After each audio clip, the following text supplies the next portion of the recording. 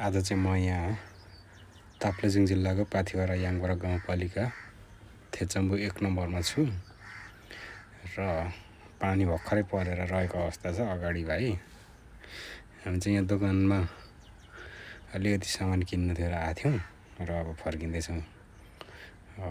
यो बाटो चाहिँ अघि हामी फुङलिङ बजारदेखि आएको बाटो भनौँ न। हरियो घाँस लागेर केही नदेखिने रहेछ। के छ लाग्नु होइन केटा? सट्ट हामी अब यता गयो भने चाहिँ फेरि उता पुण्य डाँडा बजार, उता नि बजारै छ, पुण्य डाँडा बजार पुगिन्छ। तर हामी उता नगइकन यसो ओह्रालो झर्छौँ यहाँबाट। यहाँबाट हल्का जुम गरेर हेर्दाखेरि हो यो घरदेखि पनि अझै थोरै अगाडि जानुपर्छ पुण्य डाँडा बजार पुग्नलाई। त्यहाँबाट नि ओह्रालो जाँदाखेरि तल ताप्लेजुङ र पाँचथरको सिमाना काबेली मेची हाइवेमा पुगिन्छ। तर त्यता नगइकन हामी चाहिँ भोलि यतै बाटो फर्किन्छ, किनभने यतादेखि हामीलाई छिट्टो हुन्छ।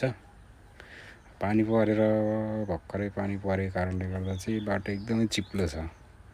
तर पनि हामी बिस्तारै बिस्तारै जाँदैछौँ, अगाडि बढ्दैछौँ।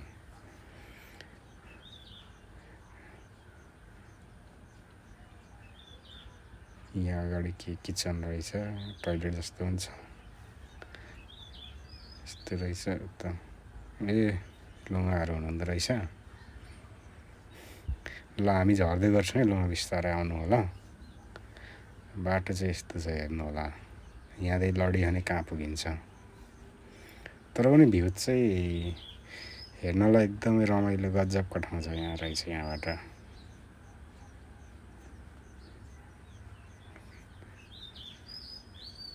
यस्तो ओह्रालो गएर टक जुम गरेर हेर्दाखेरि पनि खेतहरू मात्र देखिन्छ मजाले। दामी खालको खेतहरू।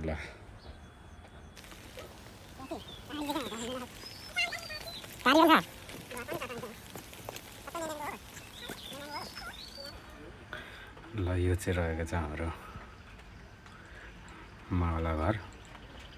बाजे बोजू त हुनुहुन्न, मामा कान्छा मात्रै हुनुहुन्छ। यो तल अघि हेरेकै भ्युज भइगयो, उता पुण्य डाँडापट्टिको।